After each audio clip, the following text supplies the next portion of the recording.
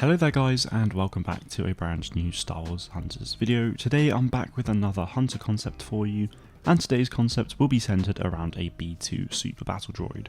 We have a droideka with slingshot, so why not add in a Super Battle Droid as well? For those of you who aren't familiar with this series, one video is about one certain type of character that I think would be cool to see in Star Wars Hunters, where I give a little bit of backstory first, then I tell you what class I think it should be, then I go on to the abilities, which is probably the most interesting thing for you guys, before wrapping it up with any potential skins that I think they could have from Star Wars canon. Starting us off with the backstory then, I had the idea that this could be another droid programmed by Sprocket. As you may or may not know, Sprocket, the Mon Calamari healer in the game, is the creator of J3DI, the droid who thinks he's a Jedi. So I think it would be really cool to see Sprocket use his skills once again by reprogramming this old B2 Super Battle Droid that he either found or someone else found who brought it to him so that they could enter it into the arena.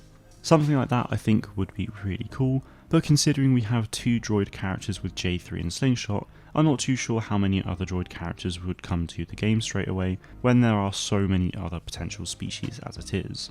As for the class, well, I think it's quite obvious what this would be based on everything we've seen, and that class is the tank class.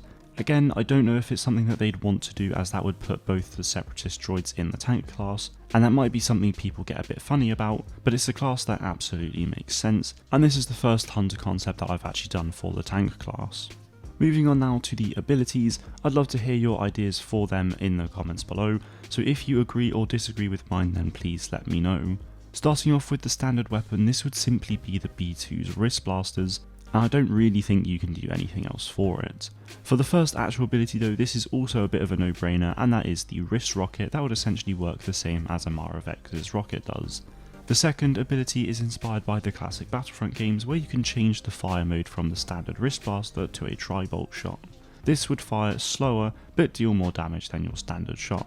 The third ability is also inspired by the classic Battlefront games, and that is simply the ability to give yourself a defensive buff, which means that you take less damage for a short period of time. Finally, there's the ultimate. Now, I have two ideas for this. So the first one is essentially where both wrists get overloaded, so you fire both arms very quickly for a short period of time, which therefore deals a lot of damage, or you could just fire multiple wrist rockets. But that one feels far too similar to Amara Vex's ultimate, so I think the overload would probably be a better idea.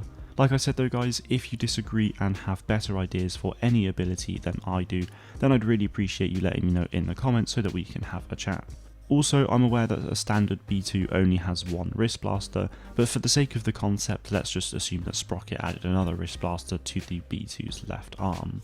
To wrap things up, we then have the skins. If the B2 was to come to the game, then it would be quite interesting, as the weapon is its wrists. So would the forearm be a weapon skin, or would there just not be any?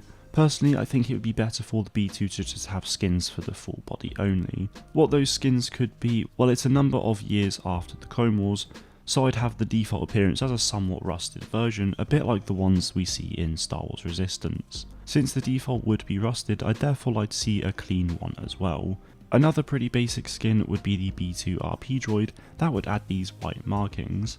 Whilst basic, it is pretty nice. The final skin that I can think of is the training droid. The training droid skins for the B1s and the droideka in Battlefront 2 were easily some of my favourites, so I'd love to see Hunters give the B2 the training droid skin that it deserved, assuming of course that one actually came to the game.